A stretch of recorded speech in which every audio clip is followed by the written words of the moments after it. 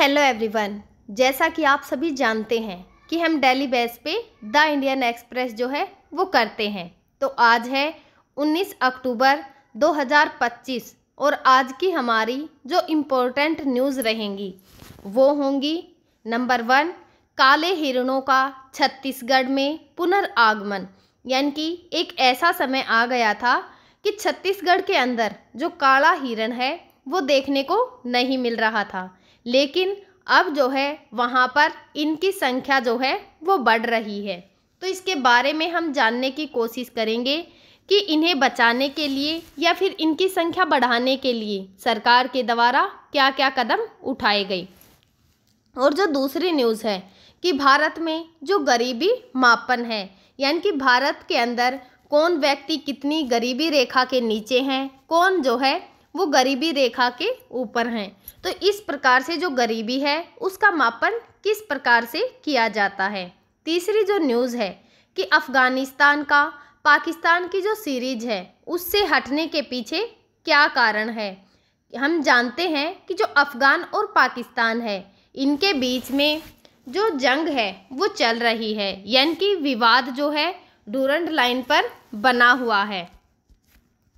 तो इन सब न्यूज़ से रिलेटेड जो है आज की हमारी जो न्यूज़ हैं वो रहेंगी, यानी कि इन सब न्यूज़ के बारे में हम डिटेल से जानेंगे। तो आज की जो हमारी पहली न्यूज़ रहने वाली है वो होगी 50 वर्षों से स्थानीय रूप से विलुप्त काले हिरण छत्तीसगढ़ अभ्यारण्य में लौट आए हैं। तो जो ये न्यूज़ है वो चर्चा में क्यों बनी हुई है, हम जो है स्टार्टिंग से जानने की कोशिश करते हैं। तो छत्तीसगढ़ का जो बरन्ना व पारा वन्यजीव अभ्यारण्य है उसमें काले हिरण यानी कि जो ब्लैक बक है, यानी कि इनका जो वैज्ञानिक नाम है वो एंटीलोप जो सर्विपरा है, इनकी आबादी जो है अब तेज़ी से बढ़ रही है। लगभग 50 वर्षों तक यह जो स्थानीय रूप है उससे विलुप्त हो चुके इन जो सुंदर हिरण हैं इनका फिर से पुनरागमन जो है, यानी कि यह जो है हमें एक बार फिर से देखने को मिल रहे हैं, जो कि संरक्षण के जो प्रयास हैं उनका एक परिणाम है। 2025 तक अगर बात करें तो इनकी संख्या जो है वो करीब 190 हो चुकी है, जो कि 2018 की शुरुआत में जो है इनका पुनर्वास कार्यक्रम की सफलता का प्रमाण है। यह न केवल जो जैव विविधता है उसकी दृष्टि से इम्पोर्टेंट है, बल्कि जो ग्रासलैंड पारिस्थितिकी तंत्र है उसको भी यह मजबूत करने वाला है। तो इसकी पृष्ठभूमि क्या है कि जो ये काले हिरण हैं इनकी विलुप्ति कैसे हुई या फिर जो इनका पुनर्आगमन हो रहा है उस तक की जो कहानी है उसको जानते हैं। तो सबसे पहले इसकी विलुप्ति के कारण क्या हैं, यानी कि ये इनकी संख्या जो है वो कम क्यों हो गई थी। तो जो 1970 के दशक के अंदर छत्तीसगढ़ के खुले घास के जो मैदान हैं उनमें काले हिरण प्रचुर मात्रा में जो है यानी कि बहुतायत मात्रा में पाए जाते थे, लेकिन आवास की हानि, मानवीय अतिक्रमण और जो जंगल की कटाई है या फिर जो शिकार है उसके कारण ये स्थानीय रूप से जो हैं वो विलुप्त हो गई। जो रायपुर वन मंडल की कार्य योजना है उसके अनुसार 1970 का जो दशक था उसमें बालोदा जो बाजार का एरिया है उसके अंदर इनकी जो मौजूदगी है वो दर्ज की गई थी, लेकिन उसके बाद से जो है ये मानो गायब ही जो हैं वो हो गए थे।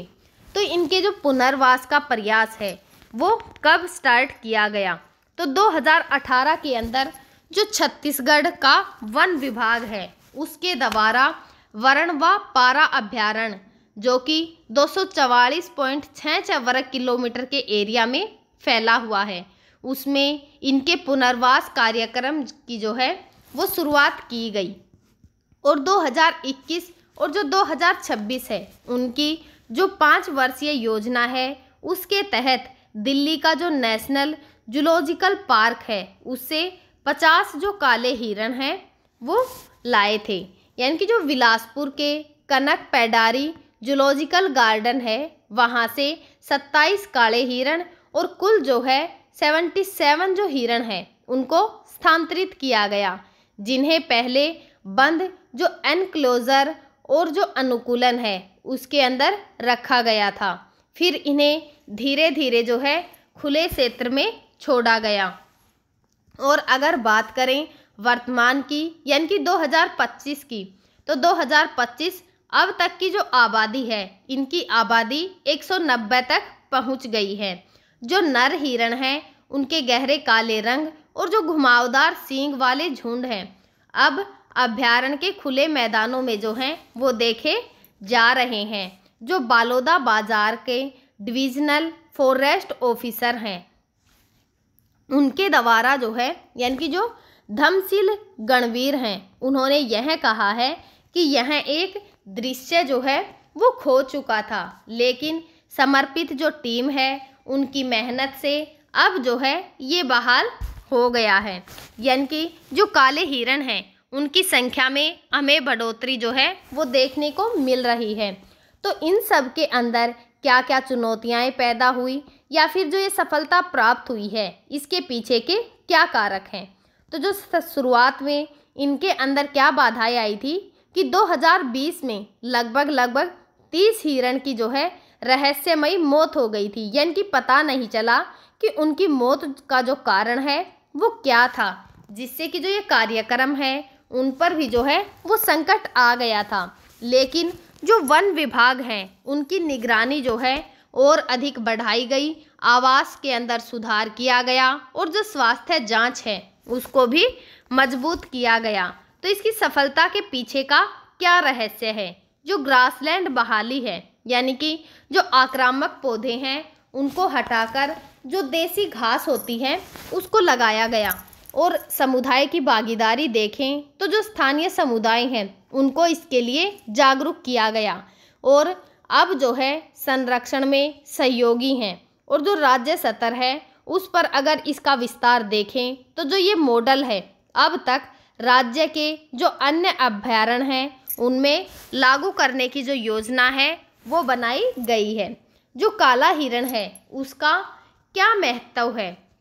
तो यह जो है भारत और जो नेपाल के खुले घास के जो मैदान हैं उनके अंदर जो मूल निवासी हैं, वन्य जीव संरक्षण जो अधिनियम है 1972 का, उनकी अनुसूची जो 1 है उसके अंदर इनको रखा गया है। यह तेज हैं, यानी कि 80 किलोमीटर प्रति घंटा जो है उससे ये भागते हैं। और जो चप्पल प्रजाति है राष्ट्रीय स्तर पर इनकी जो आबादी है वो घट रही है, लेकिन कुछ संरक्षण के प्रयासों से कुछ जो एरिया हैं उनमें इनकी संख्या में जो है हमें वृद्धि देखने को मिल रही है।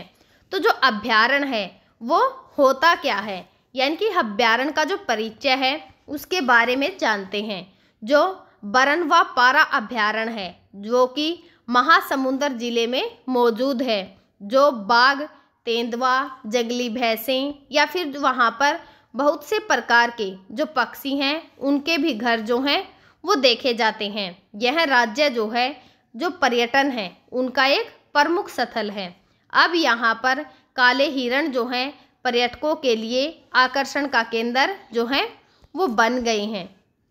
और 2013 में घास के मैदानों में पारिस्थितिकी जो उत्तराधिकार है उसके संदर्भ में पेड़ जो हैं घास की जगह क्यों नहीं ले पाते थे, इसके बारे में जो है वो जानते हैं। घास के जो मैदान हैं उनमें पानी की कमी होती थी। मिट्टी की उर्वरता कम होती थी। आग चराई और जो मिट्टी गहन की प्रक्रिया है उसके कारण, या फिर जो है कि मानवीय हस्तक्षेप के कारण। तो हमारा इसका जो आंसर होगा वो होगा आग चराई और मिट्टी गहन प्रक्रिया के कारण। जो हमारा नेक्स्ट क्वेश्चन है कि 2015 में आया हुआ है वन्यजीव जो संरक्षण अधिनियम है 1972 का, उसके अनुसार इनमें से कौन सा जानवर किसी व्यक्ति द्वारा शिकार नहीं किया जा सकता सिवाय कानून द्वारा प्रदान किए गए प्रावधानों की? काला हिरण, धारीधार हाइना, सी मगरमच्छ, डी ऊंट। तो हमारा जो आंसर होगा ए काला हिरन। जो नेक्स्ट क्वेश्चन है कि 2017 में निम्नलिखित कथनों पर विचार करें। कथन 1 है कि जैव विविधता संरक्षण के साथ साथ पारंपरिक मानव जीवन के लिए सबसे इम्पोर्टेंट रणनीति संरक्षित वन का जो एरिया है उसकी स्थापना है। कथन 2 कहता है कि भारत में संरक्षित वन के जो एरिया हैं जहां से स्थानीय लोग ईंधन, चारा आदि प्राप्त कर सकते हैं। तो इन कथनों में से जो है कौन से कथन सही हैं? तो हमारा आंसर होगा दोनों ही कथन जो है वो सही हैं, कथन 1 भी और कथन 2 भी। जो हमारा नेक्स्ट क्वेश्चन है यह 2020 में आया था। निम्नलिखित संरक्षित एरिया में कौन कौन से कावेरी बेसिन में स्थित हैं? नंदौर वन्यजीव अभ्यारण्य, दूसरा सत्यमंगल बाघ अभ्यारण्य, सी पाखुई वन्यजीव अभ्यारण्य, डी वरणवापारा वन्यजीव अभ्यारण्य। तो हमारा जो आंसर होगा वो होगा 1 और 2, यानी कि नंदौर वन्यजीव अभ्यारण्य और सत्यमंगल बाघ अभ्यारण्य। जो हमारा नेक्स्ट क्वेश्चन है कि निम्नलिखित कथनों पर विचार करें। कथन 1 मंगल प्राणी भारत में प्राकृतिक रूप से नहीं पाए जाते। दूसरा कथन है कि मंगल प्राणी केवल उच्च पर्वतीय घास के मैदानों में फल फूल सकते हैं जहां पर कोई शिकारी ना हो। तो हमारा जो आंसर होगा वो होगा कथन 1 जो है वो सही है कि जो मंगल प्राणी होते हैं भारत में प्राकृतिक रूप से जो है वो नहीं पाए जाते। 2023 के अंदर आया हुआ क्वेश्चन है कि यदि कोई विशेष पौधा या प्रजाति वन्यजीव संरक्षण अधिनियम की अनुसूची 6 के तहत जो है रखी जाती है तो इसका क्या अर्थ है? तो इसका आंसर होगा कि यह पौधा जो है संरक्षित है और इसका जो संग्रहण है या फिर जो इसकी बिक्री है वो प्रतिबंधित है। इस न्यूज़ से रिलेटेड आज के हमारे जो मेंस के क्वेश्चन रहेंगे वो होंगे, पहला है कि जैव विविधता संरक्षण के लिए सबसे महत्वपूर्ण रणनीति क्या है जो कि पारंपरिक मानव जीवन के साथ संतुलित रहे। दूसरा है कि भारत में वन्यजीव संरक्षण की चुनौतियां क्या क्या हैं, मानवीय वन्यजीव संघर्ष को कम करने के जो उपाय हैं उनको सुझाइए। आज की हमारी जो दूसरी न्यूज़ रहेगी, रंगराजन रेखा 15 साल बाद आज भारत में गरीबी कैसे मापी जाती है। तो जो RBI है उनके अर्थशास्त्रियों ने 20 राज्यों के लिए जो है जो रंगराजन रेखा है यानी कि जो गरीबी रेखा है उसका अध्ययन जो है वो किया है। तो जो ये न्यूज़ है वो चर्चा में क्यों बनी हुई है? जो रंगराजन समिति की रिपोर्ट है 2014 में, उसने भारत में गरीबी का जो मापन है उसकी पद्धति का पुनर्विचार करने का जो है एक प्रयास किया है, जो कि तेंदुलकर जो समिति है 2009 की कैलोरी आधारित सीमाओं की आलोचना के बाद जो है वो गठित हुई थी। आज 2025 में 15 साल बाद फिर से भारत में गरीबी मापन मुख्य रूप से बहुआयामी गरीबी सूचांक यानी कि मल्टी डायमेंशनल जो पावर्टी इंडेक्स है यानी कि जो MPI है उस पर आधारित जो है वो हो गया है। जो आय है या फिर जो उपभोग है उससे आगे बढ़कर स्वास्थ्य, शिक्षा और जो जीवन स्तर है जैसे उनके आयाम हैं उनको शामिल कर रहा है। हालांकि जो रंगराजन की उपभोग आधारित रेखा जो है अभी भी शोध और जो अनुमान है उनमें उपयोगी होती है, लेकिन आधिकारिक रूप से जो है इसे अपनाया जो है वो नहीं गया है। जो रंगराजन समिति है उसकी क्या पद्धति रही है, उसका गठन किस उद्देश्य से किया गया था?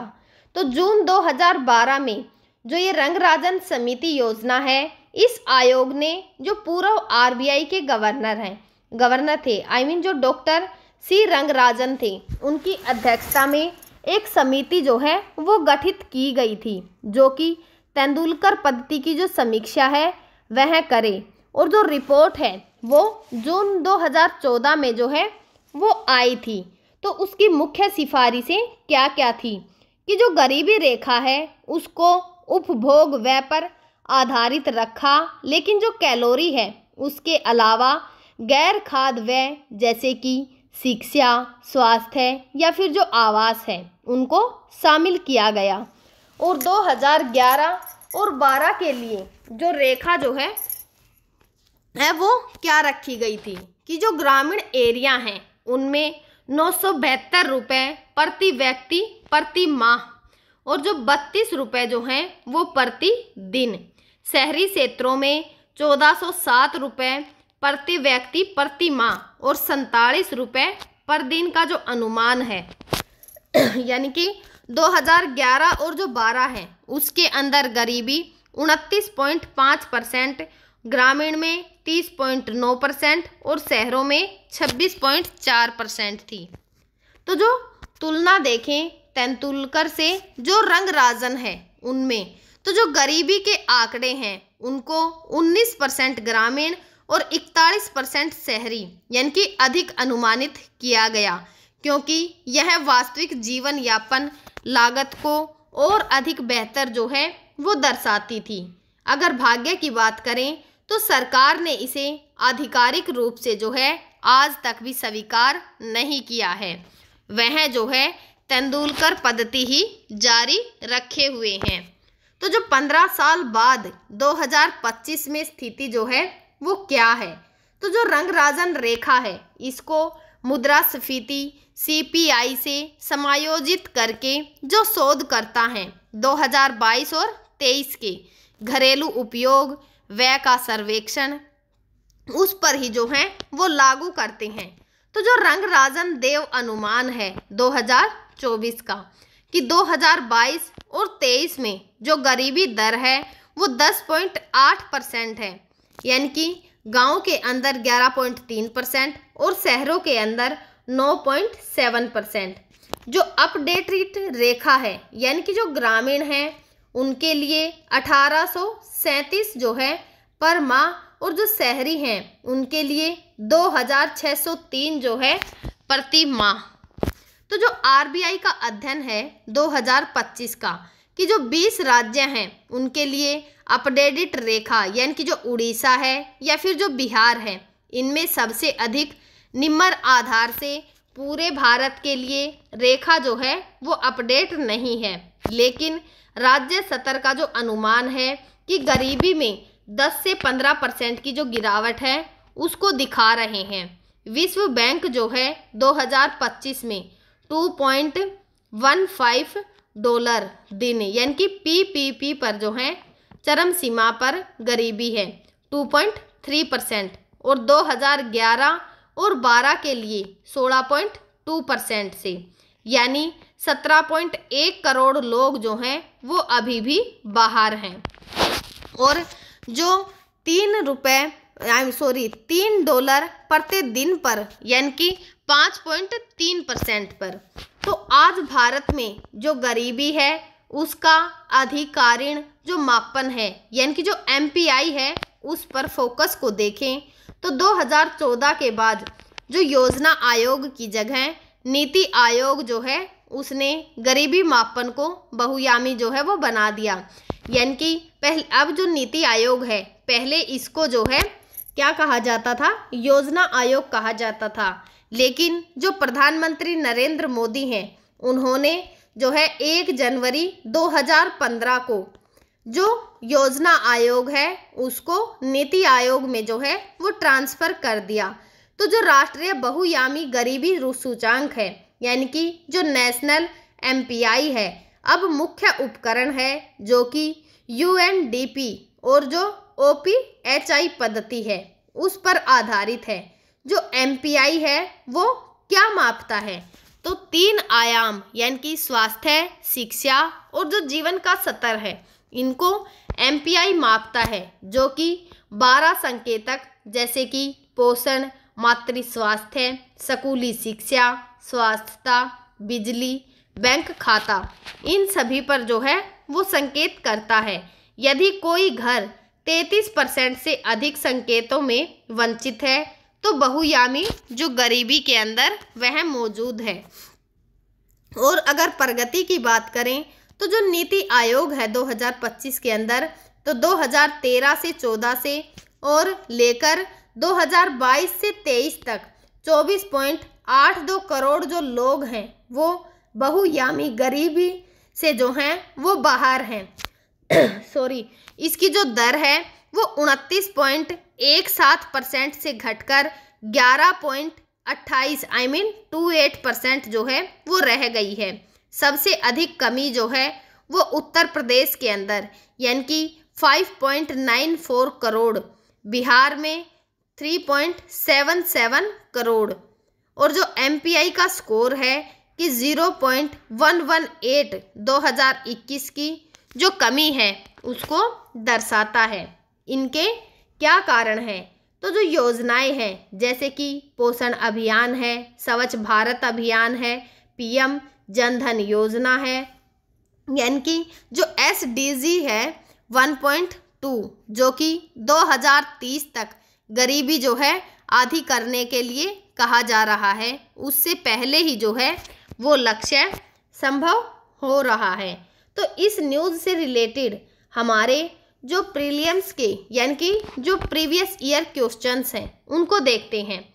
तो पहला जो क्वेश्चन रहने वाला है कि भारत में जो गरीबी है उसका जो आकलन किया जाता है उसमें निम्नलिखित समितियों में से कौन सी समिति गरीबी आकलन से संबंधित नहीं है? A अलग समिति, B लकड़ावाला समिति, C तेंदुलकर समिति, D रंगराजन समिति। तो हमारा जो आंसर होगा वो है अलग समिति।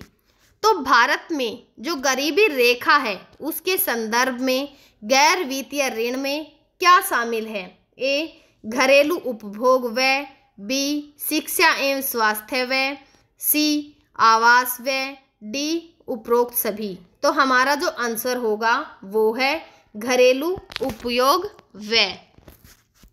भारत में गरीबी उन्मूलन के लिए कौन सी योजना 100 दिनों की गारंटी रोजगार देती है? A MNREGA, B PM Jan Dhan योजना, C स्वच्छ भारत, D आयुष्मान भारत।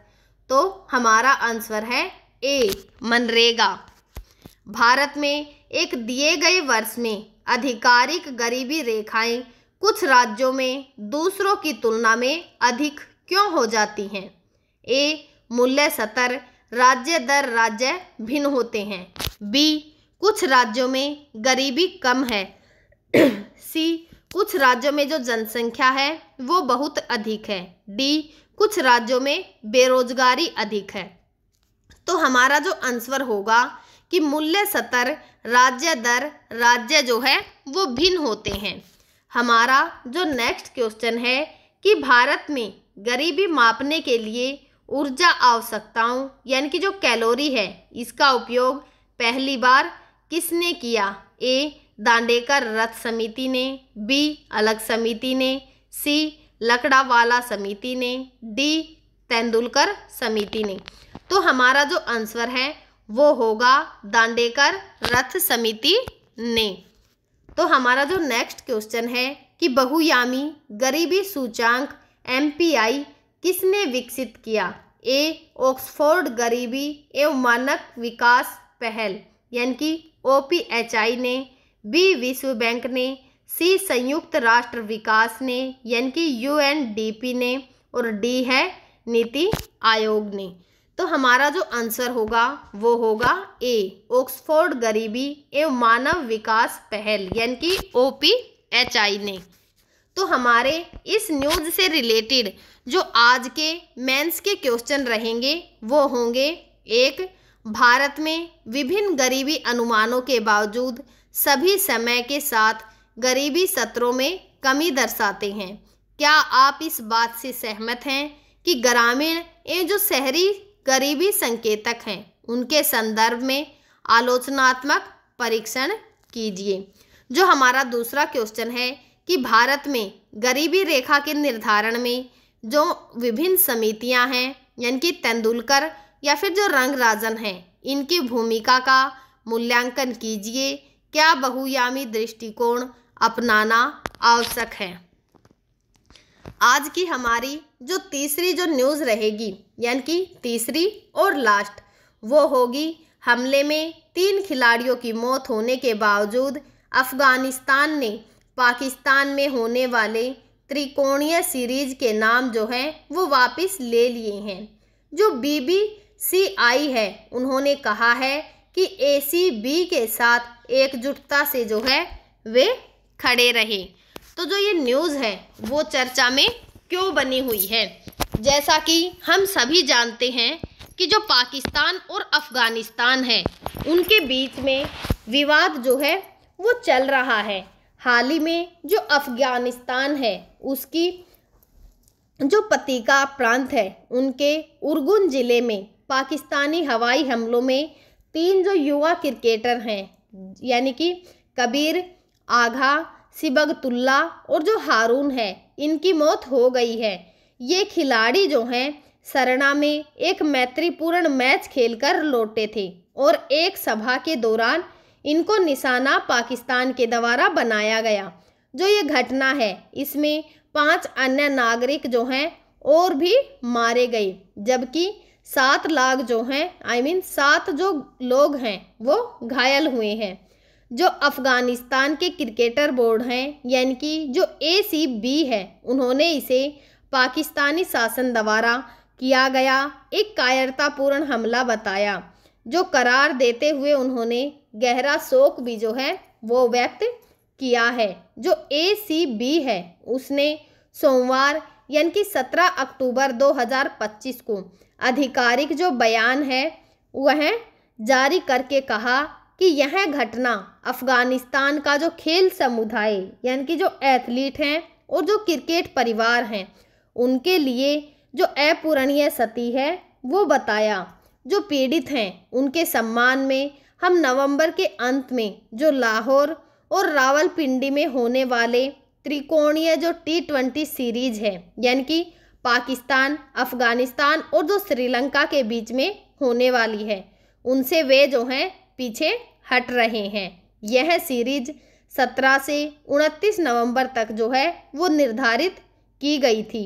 जो ABC है उसने मृतकों के लिए जन्नते फिरदौस की जो कामना है वो भी की है कि जो घायल हैं उनके शीघ्र स्वास्थ्य लाभ की प्रार्थना भी की है। तो जो ये पूरी की पूरी घटना है, यानी कि जो अफ़गानिस्तान और पाकिस्तान है इनके बीच में तनाव जो है वो क्यों बना हुआ है। तो जो सीमा तनाव के कारण 11 अक्टूबर से अफ़गानिस्तान और जो पाकिस्तान है उनके बीच में डूरंड लाइन पर झड़पें जो हैं और अधिक तेज हो गई हैं। जो अफ़गान सेना है उन पर पाकिस्तानी सैनिक जो चौकियां हैं उन पर हमले के आरोप लगे हैं, जिसके बाद पाकिस्तान ने जो हवाई हमले हैं वह किए और बुधवार को 48 घंटे का युद्ध विराम जो है वो घोषित हुआ था, लेकिन शुक्रवार को इसे फिर से जो है वो तोड़ दिया गया। पाकिस्तान ने दावा किया कि पाकिस्तान ने हमले को आतंकवादियों पर सटीक प्रहार जो है वो बताया, जिनमें 70 से अधिक जो लड़ाकू हैं वो मारे गए। जो सूचना मंत्री हैं अताउल्लाह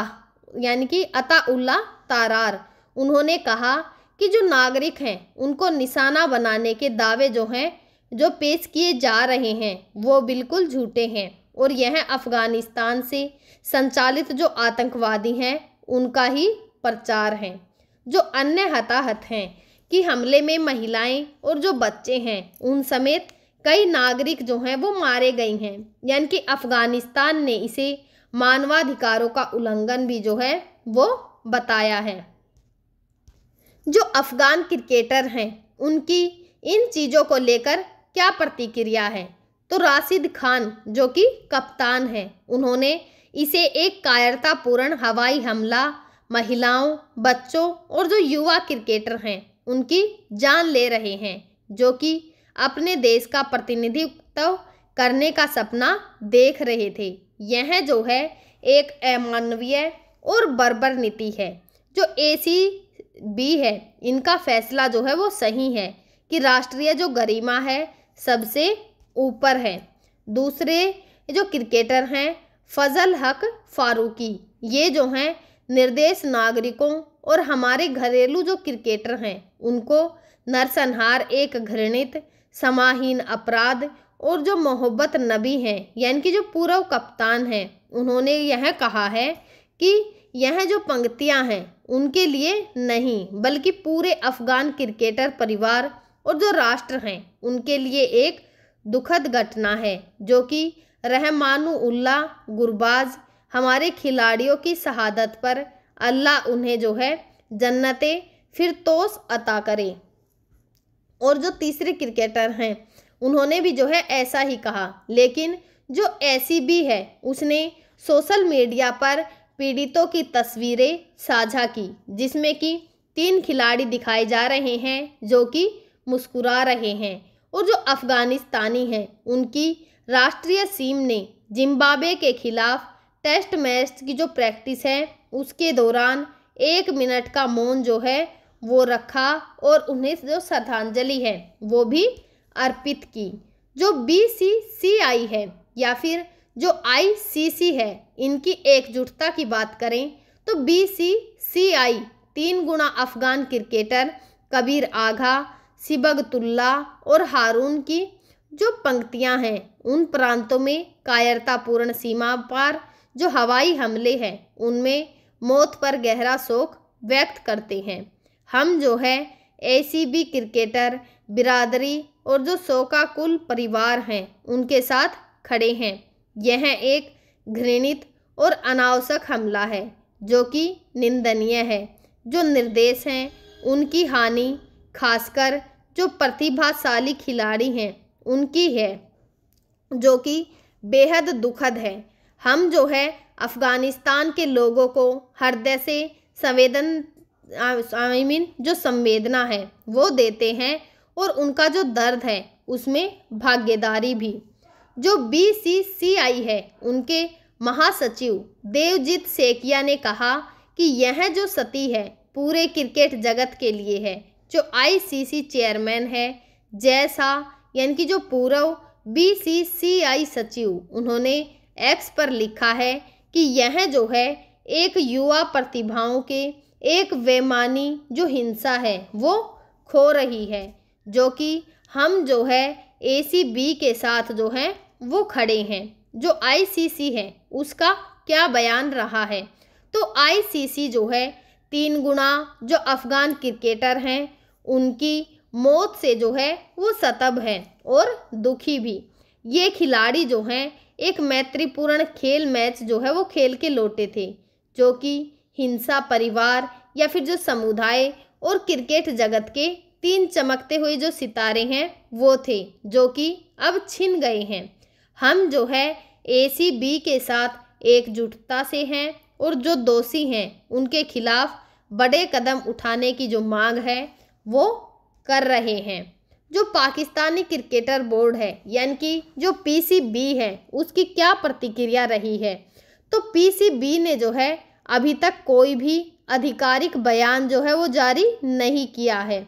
जो प्रवक्ता हैं आमिर मीर, उन्होंने कहा कि सीरीज जो है वो आगे बढ़ेगी और जो अफगानिस्तान है उसकी जगह जल्द जो है एक नई टीम की घोषणा की जाएगी। यह पाकिस्तान के लिए झटका है क्योंकि वह जो अंतर्राष्ट्रीय क्रिकेट है उसको घरेलू मैदान पर पुनर्जीवित करने की कोशिश कर रहा है।